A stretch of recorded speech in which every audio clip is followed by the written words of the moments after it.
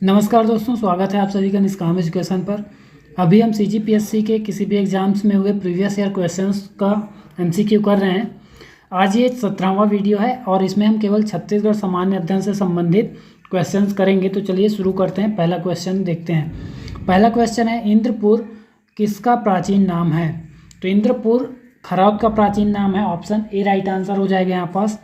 खरौद को छत्तीसगढ़ का काशी भी कहा जाता है, ठीक है। और इसे ऑप्शन ए राइट आंसर हो गया, ठीक है। यहाँ पास इसे किसने बसाया था या किसने स्थापित किया था? तो पांडुवंशी शासक इंद्रबल ने स्थापित किया था, याद रखेंगे। पांडुवंशी शासक इंद्रबल ने स्थापित किया था। और यहाँ खरौद में लक्ष्मणेश्वर मंदिर बनवाया इंद्रबल के पुत्र ईशान देव ने, ठीक है। ईशान देव ने इसी खरौद शहर में या इसी इंद्रपुर शहर में लक्ष्मणेश्वर मंदिर बनवाया, ईशान देव ने, उसके पुत्र ने। इसके बाद अगला क्वेश्चन देखते हैं, सोमवंशियों का प्रथम शासक कौन था? जब भी सोमवंशी बोला जाएगा सबसे पहले दिमाग में ये आना चाहिए कि क्या है, कलिंग के सोमवंश की बात कर रहा है, ठीक है। सोमवंश मतलब कलिंग के ही सोमवंश बोल रहा है, ना कांकेर ना ही मैकल।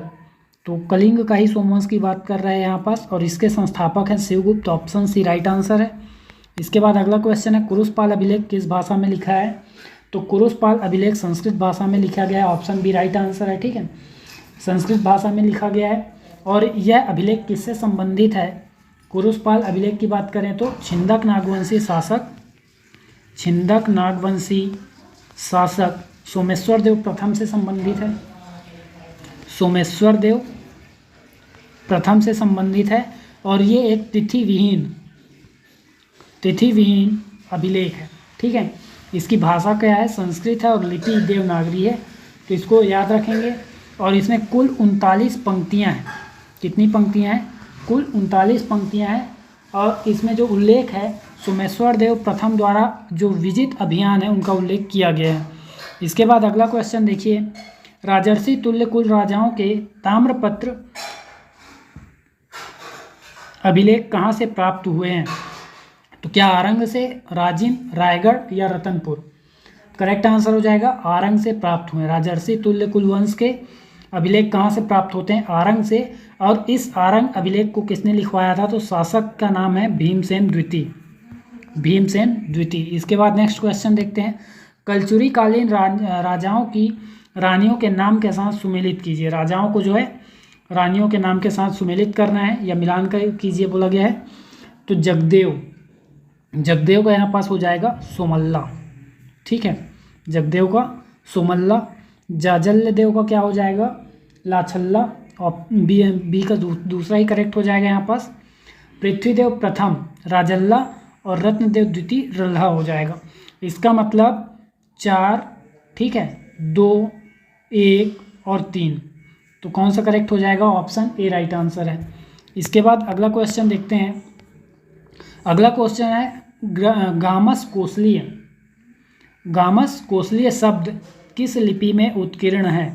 तो यहाँ पास करेक्ट आंसर हो जाएगा ब्राह्मी लिपि में उत्कीर्ण। गामस कोसलीय सिक्का जो है मल्हार से प्राप्त हुआ है, ठीक है। ये गामस कोसलीय सिक्का मल्हार से प्राप्त हुआ है। और किस लिपि में है? तो ब्राह्मी लिपि। इसके बाद अगला क्वेश्चन देखते हैं, छत्तीसगढ़ की रियासतें इनमें से कौन सी नहीं है? तो छत्तीसगढ़ में 14 रियासतें हैं, इनमें से कौन सा उन 14 में शामिल नहीं है? तो यहाँ पास देखिए डोंगरगढ़ शामिल नहीं है, ठीक है। ऑप्शन डी राइट आंसर है। कवर्धा शामिल है, रायगढ़, उदयपुर, ये सभी रियासतें थी, लेकिन डोंगरगढ़ रियासत नहीं है। इसके बाद अगला क्वेश्चन देखते हैं, शहीद वीर नारायण सिंह किस जाति से संबंधित थे? तो शहीद वीर नारायण सिंह बिंजवार जनजाति से संबंधित थे। ऑप्शन बी राइट आंसर हो जाएगा, ठीक है। इसके बाद अगला क्वेश्चन देखते हैं, छत्तीसगढ़ में वर्ष 2022-23 में प्रति व्यक्ति अनुमानित आय कितनी है? तो यहाँ पास जो ऑप्शन दिए गए हैं ये हाल ही में हुए सीजीपीएससी के एक एग्ज़ाम में आया हुआ है, ठीक है। और इसमें आंसर लिया गया है 1,33,893। और यहाँ पास ना बोला गया है कि स्थिर मूल्य और ना ही बोला गया है यहाँ पास प्रचलित मूल्य, लेकिन यहाँ पास आंसर लिया है कि इसको प्रचलित मूल्य को आंसर लिया गया है। स्थिर मूल्य की अगर बात करें तो स्थिर मूल्य में जो प्रति व्यक्ति आय है 96,242 रुपये है, तो इसको याद रखेंगे। इसके बाद अगला क्वेश्चन देखते हैं, छत्तीसगढ़ के कलचुरी शाखा के राजा कलिंग राज ने अपनी प्रथम राजधानी कहाँ स्थापित की थी? तो ऑप्शन बी करेक्ट आंसर हो जाएगा, तुमाड़ में स्थापित की थी। ठीक है, ऑप्शन बी करेक्ट आंसर हो जाएगा। इसके बाद रतनपुर में किसने लाया, तो रतनपुर में लाया रत्नदेव प्रथम ने। ठीक है, रत्नदेव प्रथम ने रतनपुर में लाया राजधानी को। इसके बाद अगला क्वेश्चन देखते हैं। उदयपुर जागीर के नरेश शिवराज सिंह ने अंग्रेजी राज्य के विरुद्ध विद्रोह किया था। इस विद्रोह के लिए उन्हें किसने प्रेरित किया था, तो ऑप्शन है नारायण सिंह, जतरा उरांव, सुरेंद्र शाह या फिर कालेंद्र सिंह। तो देखिए उदयपुर के लिए यहाँ पास सुरेंद्र शाह हो जाएगा, ऑप्शन सी करेक्ट आंसर है। ठीक है, ऑप्शन सी करेक्ट आंसर है। इसके बाद अगला क्वेश्चन देखिए, छत्तीसगढ़ के ग्रामीण क्षेत्रों में पौनी का अर्थ क्या है। पौनी यहाँ पास दिया गया है। ठीक है, शब्दों को यहाँ पास ध्यान देंगे। पौनी का अर्थ क्या है, क्या 1/3 हिस्सा है, विशेष समय है, विशेष सेवादार या फिर हथियार। करेक्ट आंसर हो जाएगा विशेष सेवादार पौनी का अर्थ है। इसके बाद अगला क्वेश्चन है, बस्तर के परलकोट के किस जमींदार ने सन 1824 में ब्रिटिश सत्ता के विरुद्ध विद्रोह किया था। करेक्ट आंसर हो जाएगा गेम सिंह ने किया था, ऑप्शन सी राइट आंसर है। ठीक है, इन्होंने 1824 में विद्रोह किया और 1825 में फांसी दे दी गई इन्हें, और ये छत्तीसगढ़ के प्रथम शहीद कहे जाते हैं। ठीक है, छत्तीसगढ़ के प्रथम शहीद कहे जाते हैं। इसके बाद अगला क्वेश्चन देखते हैं, छत्तीसगढ़ की रियासतों के विलीनीकरण के समय बस्तर राज्य के किस शासक ने समझौते पर हस्ताक्षर किया था, तो प्रवीर चंद्र भंजदेव, प्रवीर चंद्र है यहाँ पास। ठीक है, प्रवीर चंद्र भंजदेव, तो करेक्ट आंसर हो जाएगा ऑप्शन बी। इसके बाद नेक्स्ट क्वेश्चन देखते हैं, भारत छोड़ो आंदोलन के समय रायपुर के डिप्टी कमिश्नर कौन थे, तो करेक्ट आंसर क्या हो जाएगा यहाँ पास RK Patil, option A right answer हो जाएगा।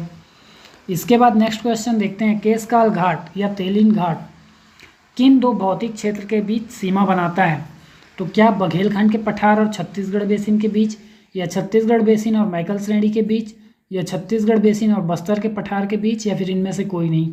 करेक्ट आंसर हो जाएगा छत्तीसगढ़ बेसिन और बस्तर के पठार के बीच।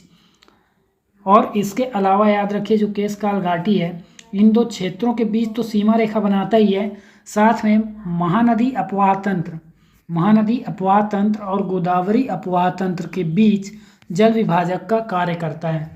ठीक है, इसके बाद नेक्स्ट क्वेश्चन देखते हैं, देवगढ़ की पहाड़ियाँ छत्तीसगढ़ राज्य के किस भौतिक प्रदेश में आती हैं, तो क्या बघेलखंड पठार या दंडकारण्य पठार, छत्तीसगढ़ बेसिन या मैकल श्रेणी।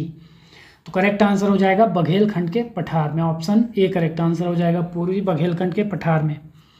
इसके बाद अगला क्वेश्चन है, गोदावरी प्रवाह बेसिन छत्तीसगढ़ राज्य के किस भाग में स्थित है, तो ये क्या हो जाएगा यहाँ पास दक्षिणी भाग में स्थित है, ऑप्शन डी राइट आंसर है। गोदावरी प्रवाह बेसिन किस भाग में स्थित है, दक्षिणी, क्योंकि दंडकारण्य प्रदेश में स्थित है और दंडकारण्य कहाँ है, छत्तीसगढ़ के दक्षिण में स्थित है। इसके बाद अगला क्वेश्चन है, निम्नलिखित में से कौन सा जोड़ा सही नहीं है, तो क्या पावर ग्रिड कॉरपोरेशन कुम्हाड़ी में स्थित है, करेक्ट आंसर है। ठीक है, मतलब करेक्ट है ये कथन या जोड़ी जो है सही है। और NMDC बैलाडीला में स्थित है, नेशनल मिनरल डेवलपमेंट कॉरपोरेशन का मुख्यालय बैलाडीला में स्थित है, सही है। बालको कोरबा में स्थित है, ये भी सही है। NTPC मांढर, ये गलत हो जाएगा, मांढर में NTPC स्थित नहीं है। NTPC 3 जगह है। ठीक है, मुख्य रूप से बिलासपुर याद रखिए, बिलासपुर, कोरबा और रायगढ़, इन 3 जगहों में क्या है NTPC स्थापित है, नेशनल थर्मल पावर कॉरपोरेशन। इसके बाद लास्ट क्वेश्चन देखते हैं आज का। लास्ट क्वेश्चन है, रांची में स्थित त्रिवेणी संगम में कौन सी 3 नदियां मिलती हैं, तो यहाँ पास करेक्ट आंसर हो जाएगा पैरी, सोंढूर और महानदी मिलती हैं। राजिम को छत्तीसगढ़ का प्रयाग भी कहा जाता है और पैरी, सोंढूर, महानदी तीनों का त्रिवेणी संगम होता है यहाँ पास। ठीक है, तो ऑप्शन डी यहाँ पास राइट आंसर। इसके PDF के लिए आप टेलीग्राम चैनल में चेक कर लीजिए और इसी प्रकार के और वीडियोज़ के लिए जुड़े रहिए चैनल से। वीडियो में अंत तक बने रहने के लिए धन्यवाद।